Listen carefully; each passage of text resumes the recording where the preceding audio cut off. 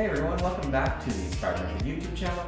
I'm Trevor Salmons, and this is my lovely wife, Karen Salmons, and today we're going to be talking about LinkedIn, kind of a 10,000 foot view of what LinkedIn's all about.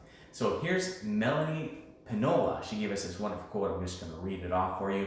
One of the great things about LinkedIn is it isn't the same kind of networking that happens at conventions, where you're wearing a name tag, trying to meet strangers, and awkwardly attempting to make small talk. LinkedIn is networking without the pressure.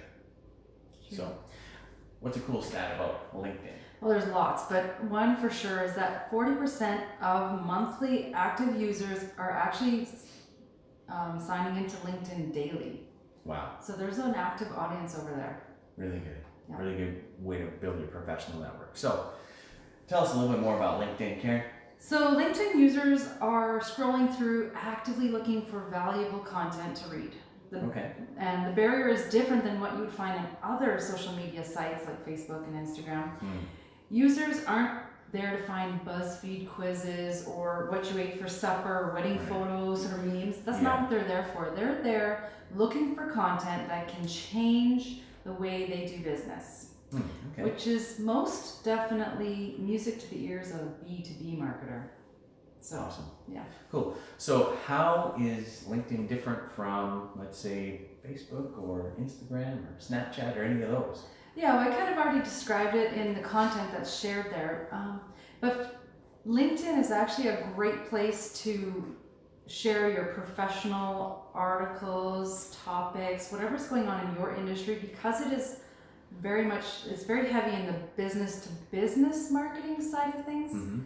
And connections. I mean, a lot of people do go there looking for jobs and posting jobs, but really the B2B is really hopping over there, and it's just different than Facebook, where it's very consumer based. It's more of an industry expert based. Lots of CEOs. So Facebook would be more a community network, so hanging out with your neighbors, and LinkedIn would be more like hanging out with your peers at a convention kind of thing. Yeah, or even at the office. So you're really attracting a different audience, and as you're updating your LinkedIn profile and adding more content on there, it really sets you apart, and it can open up job opportunities opportunities for you to become a speaker or a presenter or something else. LinkedIn's really cool. So why should I have a LinkedIn account? Well, even if you're an employee or a business owner, it's great to show that professional side of your life. I mean, we all have careers. We have to. So we can show what we're passionate about and become industry experts. The more we talk about whatever our industry is or whatever niche we work in, whether you're the boss or even an employee, it's a great way to showcase what you know, your expertise, and then people come to you for advice, or they pay attention more to what you have to say, and you become, maybe if you wanted to be a leader, you could become a leader, or you could also be on the other side of that and find information about your industry through the use of the different things inside of LinkedIn. So what kinds of things can I do on LinkedIn? Like, how do I use it? Well, you can post. Obviously, first of all, you're going to set up your own profile, and you're going to showcase yourself through that profile. You're not necessarily going to want to showcase your business on your own profile. It's more of you in that business. So whatever skill set that you bring to the business is what you want to showcase. And that just, like it says, showcases to other people visiting your site or visiting you on LinkedIn to kind of get to know who you are professionally, to see if you maybe fit in with their business, or maybe they're attracted to what you have in your industry and come to you for advice and connection. You can obviously post articles. You can actually create and publish your own articles there, but you can just even share other people's articles, maybe share your thoughts on anything that's more on the professional side, and just elicit a response from other people who want to know more about it. So, very cool. Now, question, how hard is it to set up a LinkedIn account? It's obviously not very hard at all. All the social media platforms are quite easy to get going. You just need usually a website, an email address, some personal information, and get started. The biggest part of LinkedIn is really setting up your profile to be optimized for viewing, so that people know who you are without you even having to physically talk to them. They can see by your experience what skill sets you have. So it is good to take time to do that, to set up all of that before you start getting too active, because you might not want to switch gears too much.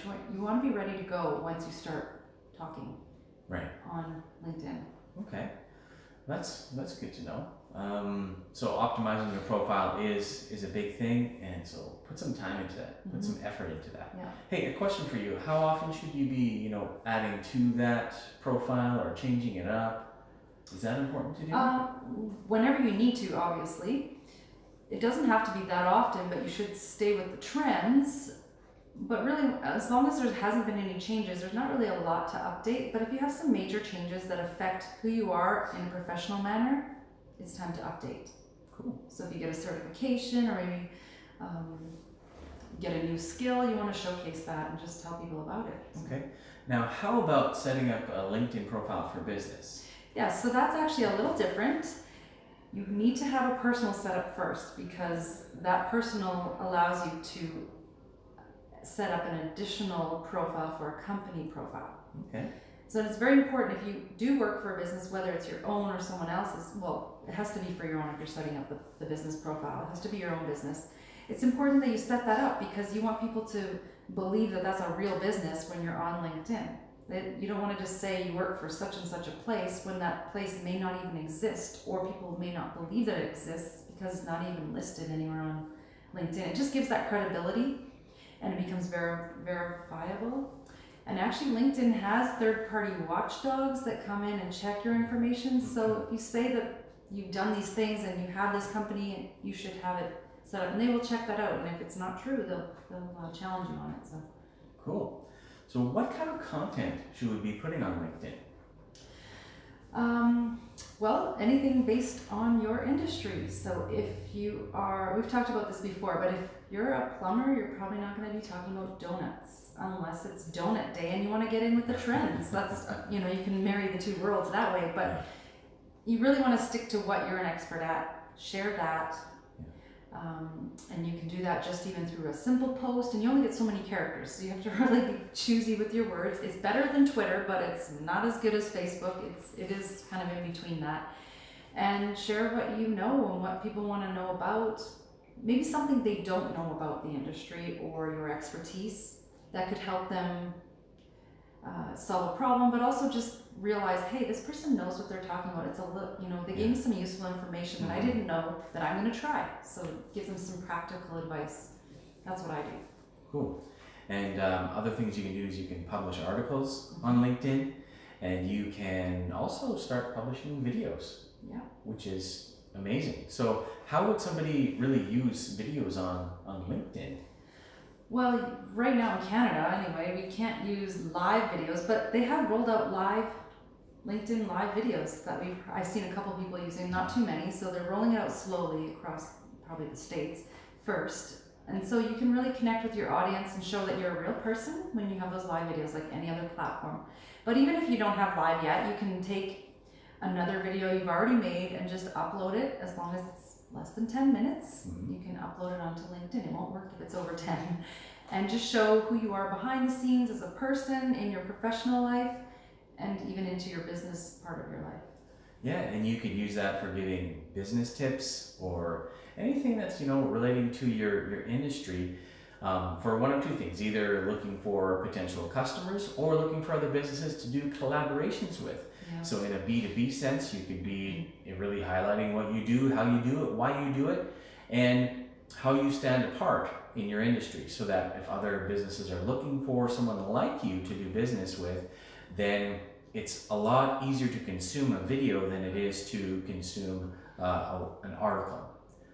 In my opinion, anyways. Yeah. Most people are lazy. They would rather just hear the information as opposed to reading it. So are there any organic ways to get activity on your LinkedIn profile? Well, actually organic reach is great on LinkedIn compared to Facebook. Business Facebook. Personal, yes, you can get a lot of reach for organically on personal. Obviously, you can't really boost any posts that way, but on LinkedIn, you can get a lot of organic reach just by posting consistently. and valuable content so that people actually start liking and commenting on it. And then that reach just explodes past that when you give good content that people want to consume. And as long as you're doing it consistently, you're going to get that reach much easier than on Facebook business, to be honest. So, a lot of opportunity for LinkedIn. And that's all we have for today. Thank you so much, Karen, for sharing. It was really valuable, and I look forward to hearing more about LinkedIn in the future. And if you guys like this, give us a thumbs up, and don't forget to subscribe to our channel, and maybe leave a comment or two down below. We'd really appreciate to hear what you have to say. Thanks, and we'll see you next time.